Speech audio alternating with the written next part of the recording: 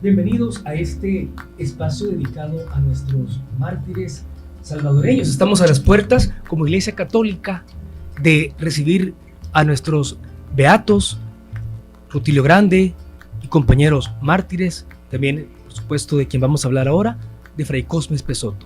Y este día, pues vamos a hablar de las virtudes, del amor, de la vida, de la obra, de este fraile franciscano que pasó por El Salvador, específicamente en San Juan Nonualco, entregando su vida, entregando su amor, haciendo cristianos, bautizando, amando a muchos salvadoreños, especialmente personas de San Juan Nonualco. Y tenemos este día, pues, este gran equipo que vamos a conversar precisamente de Fray Cosme Espessoto, a Mafer, tenemos también a Fray Víctor y Francisco Ruiz. Están escuchando y todos los que nos están viendo a través de los medios católicos. Qué bendición que podamos compartir pues este momento, ¿verdad? Para conocer acerca de estos hombres que dieron la vida por Cristo cada día, desde lo sencillo, desde lo cotidiano, en un contexto muy difícil también. Sin embargo, vamos a resaltar pues todo lo que Dios hace a través de sus hijos. Quiero darle la bienvenida a Fray Fabio Hernández, que nos acompaña ahora. Quiero compartirles una pequeña reseña. Fray Fabio Antonio Hernández Saravia nace en Sociedad Morazán, El Salvador. En el año 1998 ingresó en la Orden de Frailes Menores Franciscanos, provincia de Centroamérica, Panamá y Haití. Realizó los votos temporales en el año 2000, realizó después los votos solemnes en el año 2008, se ordenó sacerdote en el año 2010. ¡Qué bendición! Su estudio lo ha realizado en la Universidad Rafael Landívar, Guatemala, y en la Universidad José Simeón Cañas, UCA, El Salvador. Ha realizado estudios de especialización en pastoral vocacional, pastoral familiar y planificación pastoral participativa. También ha sido promotor vocacional, párroco, guardián, secretario para las misiones y la evangelización de la provincia, definidor provincial, consejero provincial para la región del Salvador, servicio que presta actualmente y es el encargado para la beatificación de Fray Cosme Espessoto por los frailes franciscanos. Buenos días y bienvenido, Fray. Buenos días, gracias por este espacio. Saludar pues a todas las personas que nos escuchan y nos están viendo por todos los medios católicos. Es una alegría y un gusto compartir la vida de este futuro beato, conocer la vida de este gran hombre, todo su legado, su vida, que cuando uno se acerca a él pues se queda como atrapado, ¿verdad? Porque hay algo que le atrae, porque hay algo de Dios, ¿verdad? Sí. Hay algo también de esa experiencia de entrega a su pueblo, de amor a este país.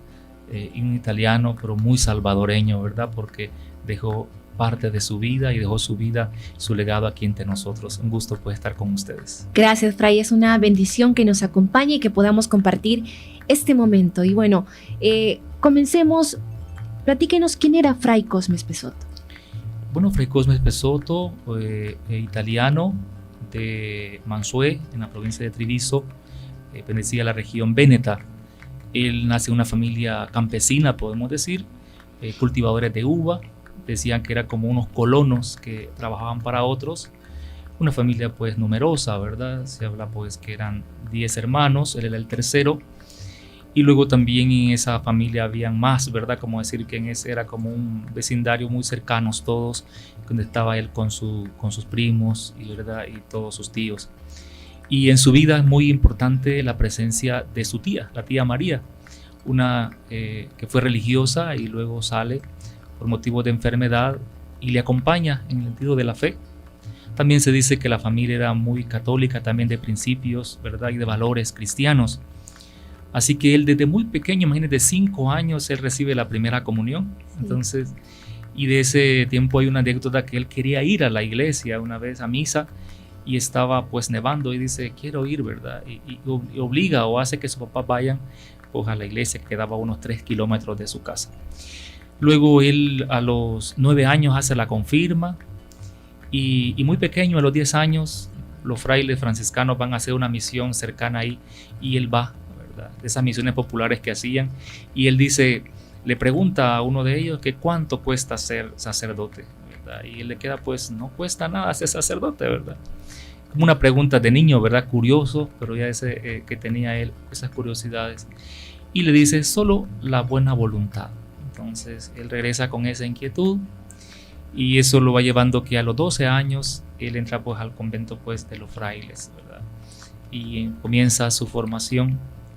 A los 16 años él entra al noviciado y ahí él escoge como antes un nombre y describe pues del mártir, ¿verdad? San Damián, Cosme y Damián, que eran los dos santos, y dice, vos llamarme Cosme, ¿verdad? Y él escoge ese nombre como vida religiosa y el año siguiente él profesa en la orden pues, de frailes franciscanos. Luego él vive un tiempo duro, podemos decir, porque vivió la Segunda Guerra Mundial en ese lapso de sus estudios, terminar su bachillerato, podemos decir, y toda su filosofía y teología, y tuvo vivir esa situación que anduvo de convento en convento. Lo más que estuvo fue 2 años en un convento y iba a otro. Entonces él vivió eso y vivió toda esa situación que se vive en una guerra, ¿verdad? El pasar necesidades, vivir en comunidad que tiene que estarse trasladando a un lugar a otro. También en ese tiempo que él era estudiante, padeció pues de una gastritis, de una úlcera que 2 veces tuvo que ser intervenido. Eso. En ese tiempo también él se congrega en un grupo de misioneros, estaba esa inquietud misionera en él, y como estudiante hubo 3 veces que él solicita ir a la misión. Había algo en eso en él, imagínense, querer ser misionero, y no a cualquier lugar, quería ir a China. Los frailes benetos tenían 3 presencias en China donde mandaban pues a frailes, y claro, en nuestra orden para ir a la misión tiene que pedirlo uno, no mandan a nadie a la misión. Entonces uno lo solicita y los superiores ven esa idoneidad. Entonces él estuvo enviando eso de querer ir a la misión. Pues a la 3ª vez, el día que es ordenado, un 27 de junio del 48, le aceptan ir a la misión, ¿verdad? Que ese día que los superiores están de acuerdo para que él vaya. Y resulta que cuando él pide, a los 6 meses cierra la misión de China, ¿verdad? Porque son expulsados pues los frailes de allá. Entonces él ya se ve como truncado, ¿verdad? De que no, el sueño que tenía. Mas sin embargo, dice, bueno, no voy a China, ¿verdad? Pero siempre quiero ir a la misión, y se nota pues para venir a El Salvador. Entonces es así como él decide salir de su país. Su mamá la quería retener, ¿verdad? Pues él dice no, que él quiere ir a China, que quiere ir a la misión. Y en este contexto, Fray, precisamente, ¿qué viene a hacer un italiano que viene allá de Mansué a un pueblito casi perdido en el mapa que se llama San Juan Nonualco? Fíjese que, hubo un motivo como los frailes italianos vienen a El Salvador. Viene un nuncio, señor Giovanni María Castellani. Él era nuncio de Guatemala y El Salvador, y él ve la necesidad de clero acá. Entonces hay obispos de Guatemala y de aquí que le piden sacerdotes. Él es de Umbría y había estado en Etiopía, que también los frailes benetos tenían una misión ahí, y él pues conecta con los frailes y le dice que vengan pues aquí a El Salvador. Los frailes benetos vienen desde el 48 por grupos, a inicio y a fin de año. Fray Cosme va a ser el 5.º grupo que viene con 2 hermanos más. Y ellos tenían como un centro, en Guatemala tenían un centro y aquí en El Salvador eran los planes de renderos, y de ahí se movían. Entonces, una manera para poder apoyar la pastoral y mantener la vida fraterna, que es bien significativo para nosotros, los mandan a parroquias cercanas. Entonces, por eso vemos San Pedro Nonualco, San Juan Nonualco. Él entonces viene, y el primer lugar que es destinado, ¿verdad?, es San Pedro Nonualco. Tuvo 3 años ahí. sale el 9 de marzo y llega aquí al Salvador, ¿verdad? 27 días después, y el 4 pues, de abril llega a San Pedro y está ahí por 3 años. Entre muchas cosas que hizo pastorales fue las campanas que él con mucho esfuerzo, ¿verdad? Y también pidiendo a la comunidad, porque siempre tuvo esa manera de trabajar junto con la comunidad, de no ser él que hacía todo, y dejó ese gran legado, ¿verdad? Después lo trasladan a San Juan Nonualco, donde él está por 27 años ahí, ¿verdad? Entonces, pues casi toda una vida, ¿verdad? En ese pueblo, donde hizo pues grandes cosas, ¿verdad? Él tenía ese espíritu misionero y quizás un estilo de vida muy sencillo, muy pobre, muy cercano a la gente, muy identificado con la gente, ¿verdad? En esto podemos decir de Fray Cosme. Sí, y bueno, retomando eso que usted nos está contando, párroco en San Pedro Nonualco, párroco en San Juan Nonualco, ¿cómo fue el trabajo pastoral de Fray Cosme? Mire, ¿qué realizó? Ajá. Muchas cosas. En la parte de pastoral de acompañamiento, pues creó grupos, por ejemplo, los cursivos de cristiandad, la Legión de María y otros. Y también acompañó bastante la formación de la catequesis. Se preocupó mucho por la formación de la catequesis de los niños y los jóvenes. Y quizás 3 obras grandes o muy significativas para él fue el querer ver mejorar la educación, ¿verdad? del pueblo, y fundó la escuela parroquial. Nosotros decimos como un sentido de promoción humana, de ver el desarrollo del pueblo y de trabajar por los niños y por los jóvenes. También se habla que él apoyó la escuela del pueblo, ¿verdad? Que había. Dice que se incentivó porque solo niños iban a la escuela para que fueran niñas también. Es otro dato que me comentaban. Y luego trabajar por el templo, un templo que había sido dañado por los terremotos. Entonces él se preocupa y por ello, que fue una de las primeras cosas, y forma un comité. Entonces también eso quizás lo vemos muy normal, pero en aquel tiempo era novedoso, ¿verdad? De hacer el partícipe a la gente. Incluso hablan de que involucraba a los niños para que los niños llevaran pues piedras para poder construir la iglesia. Entonces era como hacer partícipe, no hacer él solo las cosas, no que hacer partícipe a la comunidad. Y que es ahí como una analogía, ¿verdad? Con Francisco de Asís y la construcción de San Damián, y él con la iglesia de San Juan. Sí, cabal. Y él dice que esa iglesia no la terminó. También un dato, porque uno dice, a veces nosotros queremos hacer las cosas a nuestra manera, sí, y no que otro fraile la terminó, ¿verdad? En 27 años.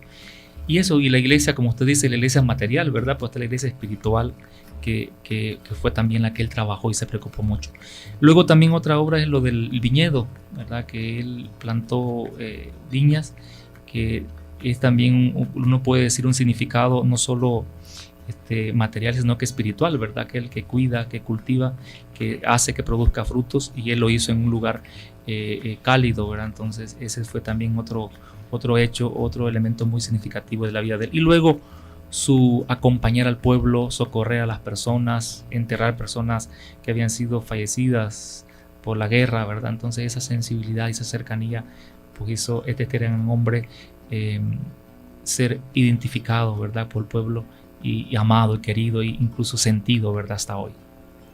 Algo que me llama la atención, ya que mencionó el viñedo, que en sus bodas de plata sacerdotales consagró junto al obispo el vino que había producido su viñedo, y pues después se convirtió en la sangre de Cristo, ¿verdad? En la Eucaristía. Eso es un dato también muy importante, y qué bonito también pues conocerlo, que de sus manos haber trabajado ese viñedo y después tener también ese regalo, ¿no?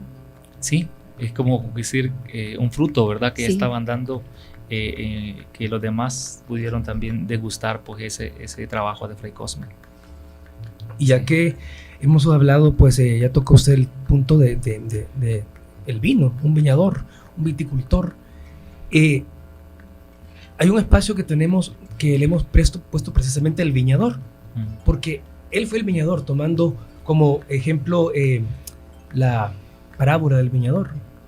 ¿Qué podemos decir, Fray, en relación al viñedo de Fray Cosme? O sea, ¿qué sentido pastoral pues creo que se le puede dar a alguien que cultiva la vid, pero también que cultiva una vida en su pueblo? Bueno, yo lo veo como de tres elementos eso del viñedo. Uno, el que vive en una familia que cultivaba uvas, y vas a otro lugar, también él es llevar parte de su cultura, de su vida, ¿verdad? De su ambiente en otro lugar. Está también el sentido que se le da, y es lo que quizás no que María coincide, de que él era como una propuesta para mejorar la vida de las personas. Cultivaban pues maíz, frijoles. También él veía que la viña, la uva podía ser otro cultivo alternativo, ¿verdad? Que ellos pudieran tener y poder salir adelante. Entonces él también ve eso quiere enseñarle a los demás. Claro, en la parte bíblica teológica, ¿verdad? Se habla también de la viña.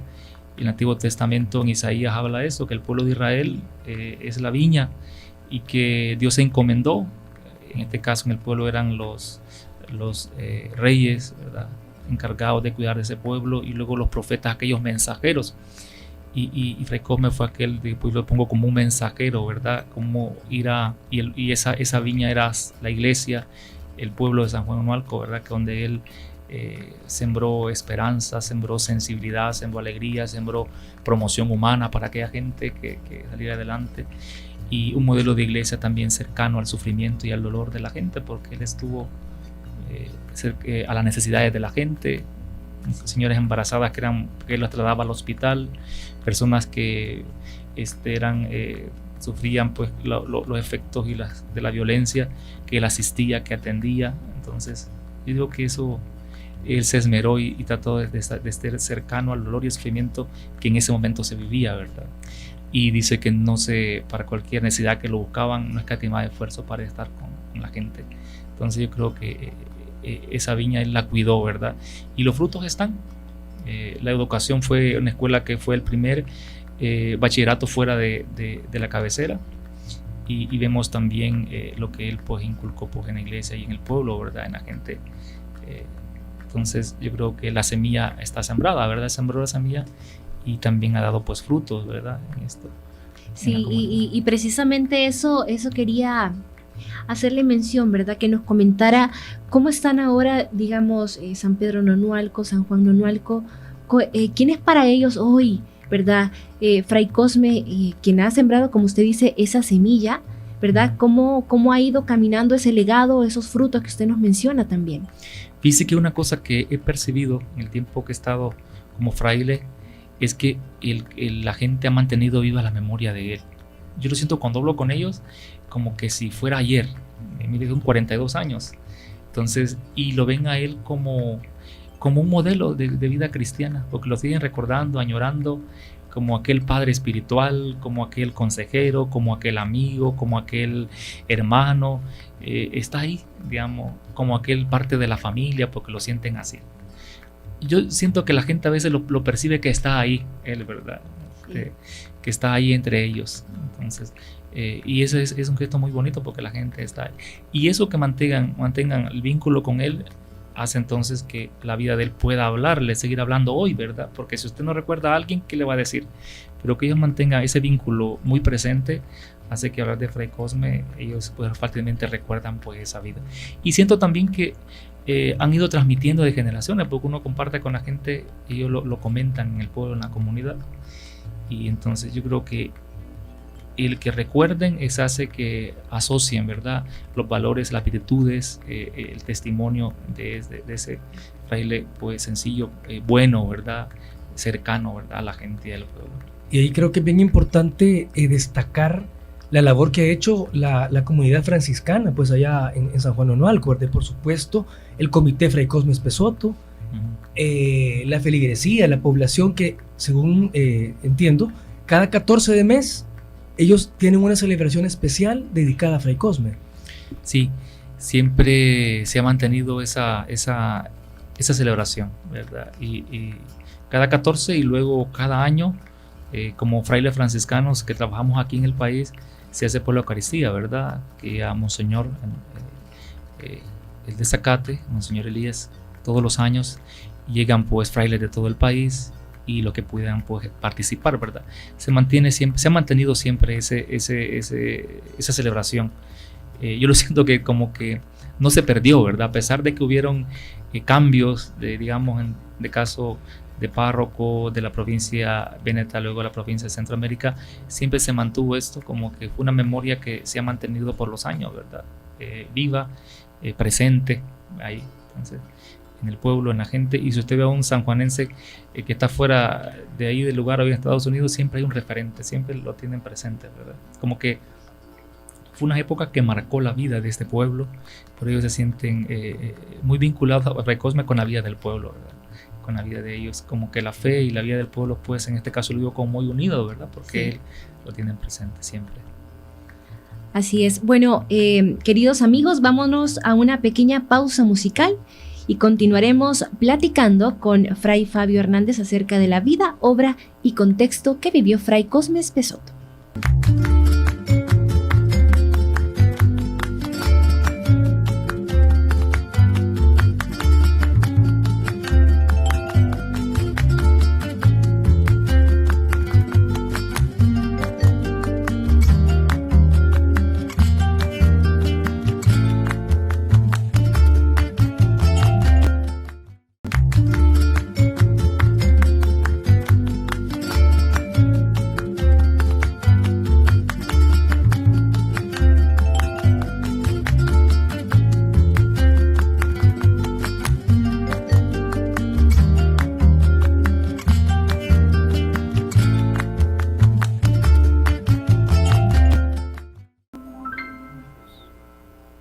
Gracias, queridos amigos, por continuar aquí. Bueno, platicando, estamos con Fray Fabio Hernández, quien es fraile franciscano encargado de la beatificación de Fray Cosme Espessoto. Bienvenidos de nuevo y continuamos platicando acerca de la vida, obra y contexto de Fray Cosme.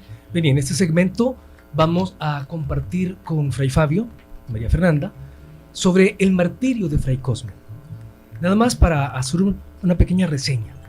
Cuando hablamos de martirio, estamos hablando que la persona que recibe este don, porque decimos que es un don de Dios, el mártir no es aquel que lo desea, sino que recibe una gracia, un regalo, por decirlo así, que Dios le da a la persona que es un mártir, ¿no? Que muere precisamente por odio a la fe o por defender la fe. En este caso, Fray Cosme Espessoto, por defender a su pueblo, por defender al Cristo vivo que está en su gente. Entonces, en este contexto, pues vamos a continuar con este espacio, hablando del martirio. Y otro detalle importante, hablar del martirio de Fray Cosme, o hablar del martirio de cualquiera de los mártires, no es para echar la culpa a alguien, o para sacar culpables, sino para encontrar que gracias a esos asesinos, esta persona, en el caso de Fray Cosme, ha llegado a ser mártir. Por decirlo así, le hicieron un favor. Le permitieron llegar a los altares gracias a ese martirio. Por lo tanto, es muy importante no dejar de lado el aspecto martirial. Claro, y bueno, recalcar, ¿no?, que el martirio fue el 14 de junio de 1980, mismo año en que también fue el martirio de San Óscar Romero, ¿verdad? Sigamos platicando, Fray, acerca de este fraile sencillo, el cual tenía como pilares de su vida el Evangelio y el prójimo. Cuéntenos cuáles son las razones concretas por las cuales el Vaticano ha declarado mártir a Fray Cosme. Yo resumo, son las causas del martirio de Fray Cosme, en tres, ¿verdad? La primera es que tanto uno como el otro, ¿verdad?, querían ocupar el templo. Como se dice el relato, la extrema izquierda quería ocuparlo como una manera de presión, entonces ocupaba los templos. Y luego la extrema derecha usaba como un lugar para vigilar, entonces era el campanario que pedían. Entonces él no permitió que ni uno ni los otros, ¿verdad?, consideraba pues el templo un lugar sagrado. Entonces él se opuso, fue una de las cosas que él no permitió, y varias veces le pidieron y se molestaron, pero él no quiso en ese aspecto. El otro, otra causa es que él buscó esto de la no violencia, y esto yo lo veo, ¿verdad?, desde dos ópticas. Uno, él ha venido de la Segunda Guerra Mundial, sabe las consecuencias de lo que ha vivido eso. Y luego lo otro del carisma franciscano por la no violencia. Sabemos que San Francisco fue siempre del diálogo, San Francisco participó pues, o estaba en el contexto de cuando iban a los santos lugares, y él fue en son de paz y logró mucho, ¿verdad?, dialogar con el sultán. Pues Fray Cosme era la no violencia, y por eso él buscó el diálogo con uno y con el otro, buscó que sus catequistas no buscaran, se salieran de ese camino los que se habían metido, pues, y había también un padre que venía a confesarse con él, y él le aconsejaba de que no esa era la vía para poder arreglar las cosas. Entonces él fue una opción por la no violencia, y que él se involucrara en eso, y que pues, fue mal visto, ¿verdad?, porque él fue instrumento de diálogo y se metía a lugares, ¿verdad?, donde era controlado, en este caso por la guerrilla. Entonces era mal visto por eso, para poder ayudar y dialogar y convencer pues, a los catequistas, a los agentes de pastoral.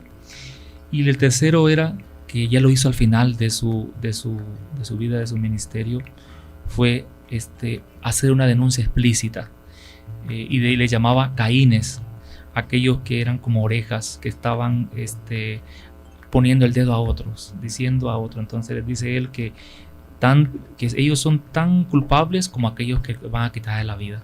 Entonces fue como que él se cansó, ¿verdad? O ver tanto todos los días, o ver frecuentemente situaciones de riesgo, de peligro, muertes, gente llorar, ¿verdad? Abuelitos, abuelitas que mataban a sus hijos, que era lo que llevaban el sustento a su hogar, esposas que lloraban, ¿verdad?, que habían llevado a sus esposos. Entonces aquellas mujeres que lloraban, y así, ¿verdad?, hijos mejor quedaban huérfanos. Ver esto, entonces fue decirlo en las homilías, ¿verdad?, las últimas. Ellos dice cuando la última que hizo, habló así ya, ¿verdad?, ustedes son como Caín. Entonces esas cosas. Y luego él decía, ¿verdad?, las causas, defender los derechos divinos, permanecer fiel al ministerio sacerdotal, se opuso a la instrumentalización de la fe. Decía que la iglesia tiene que estar, si hacía caso a uno, estaba siendo instrumentalizada, que la iglesia estaba por encima de cualquier realidad. Puso central el evangelio, ¿verdad?, llamó al diálogo, que era frecuente, y el respeto a la vida y al valor de la persona, ¿verdad? Entonces eso fue central de Fray Cosme, y eso lo hizo pues dar su vida. Entonces se probó que el martirio fue por una causa, ¿verdad?, que es por, como él dice, defender los derechos de Cristo y de su iglesia, que lo dice en el testamento.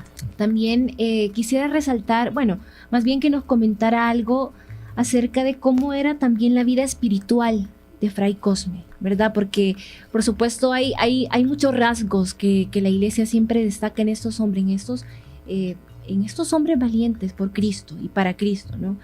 Entonces, ¿cómo podemos conocer también acerca de la vida espiritual de este fraile? Sí, quizás uno a veces ve el actuar, ¿verdad?, de la persona, pero se pone a pensar qué sostiene la vida de esta persona. Y en caso de Fray Cosme, lo dicen sus compañeros, lo dicen las personas, la iglesia, que fue un hombre de oración. Él dice que siempre rezó por la liturgia de las horas. Solo dice algunas veces que estaba enfermo, que no podía, pero siempre. Fue una persona también, un fraile que lo veían desde el presbiterio, ver a la puerta del templo, caminar rezando el rosario. Entonces, un hombre profundamente de oración, uno que tenía pues gran devoción a la Eucaristía. De hecho, el obispo, el día de su entierro, lo dice, ¿verdad?, esa frase, que era un hombre pues como de amor profundo a la Eucaristía. Y así lo veían pues sus compañeros, que siempre no descuidó esa vida de oración. Entonces uno dice, alguien que es sostenido, ¿verdad?, en esa vida de oración, entrega con Dios, pues ante esas dificultades hay algo que lo mantiene, que le da vida y lo sostiene, ¿verdad?, en su fe, en su perseverancia, en el bien, ¿verdad?, en la contrariedad. Entonces Fray Cosme pues era ese fraile que muy de Dios, ¿verdad?, muy de las cosas de Dios. Entonces, de hecho, el mismo gesto que cuando le quitan la vida estaba orando, ¿verdad? Sí. Y estaba con la palabra de Dios ante el Santísimo. Entonces eso dice mucho de él, ¿verdad? Y hay un dato también que me pareció muy interesante, muy bonito, en el que destacan de Fray Cosme, que era un hombre que custodiaba mucho su mirada, ¿verdad? Ese dato me llamó mucho la atención, ¿verdad? Claro, hay hombres de oración, hombres que su vida giraba en torno a la Eucaristía, ¿verdad? Porque, por supuesto, es Cristo que está ahí, ¿no? Entonces, ese dato también me llamó mucho la atención, Fray. Un hombre que custodiaba su mirada, ¿verdad? Que veía a los demás como hermanos, que guardaba, por supuesto, la debida prudencia, pero que ayudaba al prójimo, sin importar quién. Un hecho que uno descubre en todos los testimonios y que él no hacía acepción de personas, ¿verdad? Ricos, pobres, de un bando, de otro, siempre fue esa ecuánime, ¿verdad? Buscando ver a la persona, creo que a un hijo de Dios, a una persona pues en su dignidad, en sus derechos. Yo creo que eso habla mucho de él. Entonces ver desde esa mirada, digo, ver de los ojos del espíritu, de la fe, sí, de su ser pastor, ¿verdad? Que sentía pastor de todos. Él mismo va a decir, yo esta misma mano han bautizado, ¿verdad? De un lado y de otro, ¿verdad? Entonces es eso tan bonito, nos hace ver que era el de diálogo, de paz, ¿verdad? También lo mismo, manera de ser sencillez, inspiraba pues cercanía, ¿verdad? En las personas. Hay algo que quisiera destacar, por supuesto, pues nuestros mártires son hombres que viven su fe muy profundamente, Fray, ¿verdad? También qué profundidad podemos encontrar en las palabras de Fray Cosme. Morir como mártir sería una gracia que no merezco. Ya desde este momento, perdón y pido al Señor la conversión de los autores de mi muerte. Es un hombre que vive su fe muy profundamente, ¿verdad? Si bien es cierto, pues nos invita también al perdón, a imitar estas virtudes que son tan preciosas, ¿verdad?, en la vida de estos hombres, y por supuesto nos invita a seguir dando la vida a cada uno de nosotros desde nuestro día a día, ¿no? Porque si bien es cierto, también fue un contexto muy difícil, pero también ahora, sí, los tiempos siempre traen sus dificultades, siempre traen sus problemas, y Dios siempre nos dice, hijo, ánimo, sigamos adelante, sigamos construyendo el reino de Dios. Qué belleza y qué podemos encontrar en estas palabras de Fray Cosme también. Lo del testamento es bien significativo en esa área de perdón. Yo podría decir que era un hombre reconciliado con Dios, ¿verdad? También reconciliado consigo mismo, porque dice de su relación con Dios tan profunda y también de su parte humana. Una persona que es reconciliado consigo mismo es capaz de donarse, es capaz de ofrecerse, es capaz de sacrificarse, y eso, ¿verdad? Si perdona es porque él se siente amado, se siente reconciliado con Dios, se siente también querido por ese Padre bueno, como decía San Francisco. Yo creo que desde ahí es capaz de ofrecer, y si uno se siente así, no va a poder ofrecer perdón. Y también un elemento ahí es que él se siente sostenido, porque dice que pide a Dios que le ayude en estos últimos momentos a ser fiel, ¿verdad? Darles testimonio. Entonces que le pida al pueblo, que siente que el pueblo ora por él. Entonces siente que también esas oraciones le ayudan a él a testimoniar.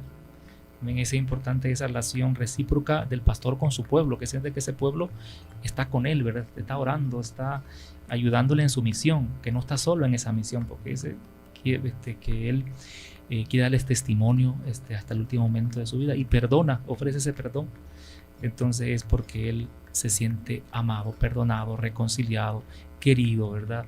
Y de esa experiencia de Dios que él tiene, es capaz de trascender, ¿verdad? Y decir, esas personas porque él dice fanáticas, ¿verdad? Sabe que están cegados, que hay algo que no nos deja ver. Entonces, y de ya él ofrece ese perdón. Es algo muy bonito, ¿verdad? Dice mucho de la persona, de su relación con Dios, de su ser pastor, y también de esa calidad humana que él tenía.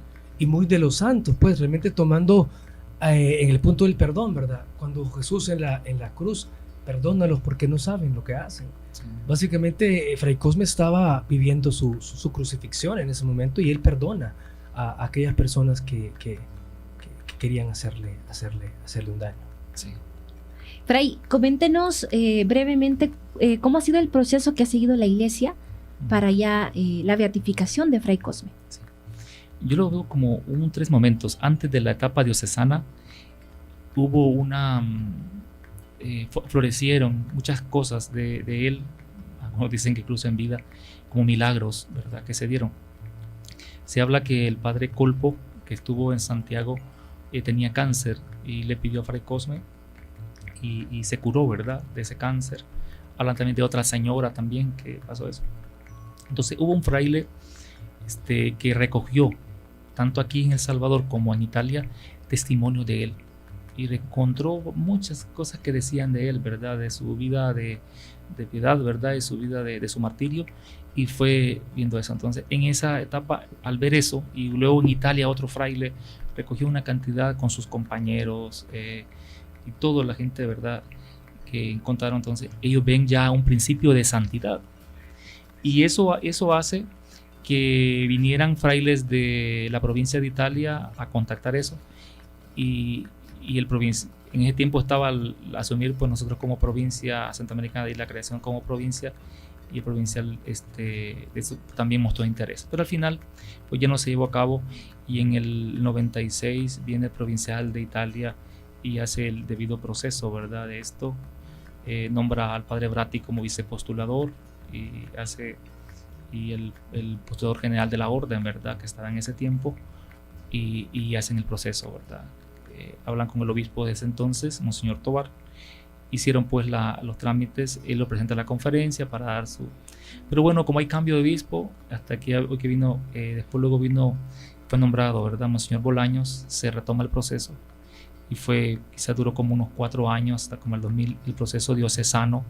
Se entrevistaron como 28 personas, entre obispos, frailes, sacerdotes, ¿verdad?, clero diocesano, laicos que habían estado cercanos. Y eso pues en el 2000 se hace todo ese estudio, ¿verdad? Allá pues todo ese proceso hasta que ya se culmina en el 2002, se fue aceptado y bueno, ya inicia la etapa romana, ¿verdad?, todo ese proceso. Se dice que él estaba junto con lo de San Oscar Romero y tuvo 11 años en la etapa romana pues detenido el caso, así como que no avanzaba. Hasta en el 2013 hubo cambio de encargado de la causa de los santos y comenzó el proceso. Se hicieron unas observaciones en esa etapa, era más en la etapa de relatos.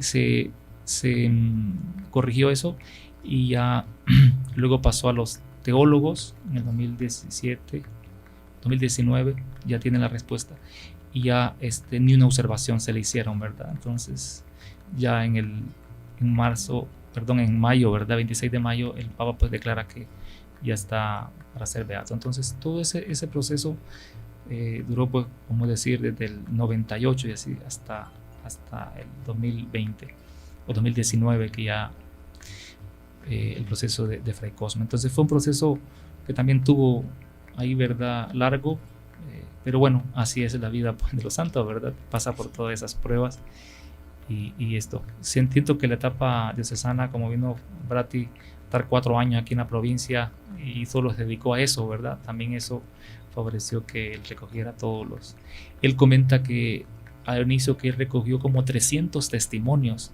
de él, imagínense, recogió bastante. Así que antes de que entrara en el proceso diocesano ya había, ¿verdad?, elementos para iniciar pues, ese proceso.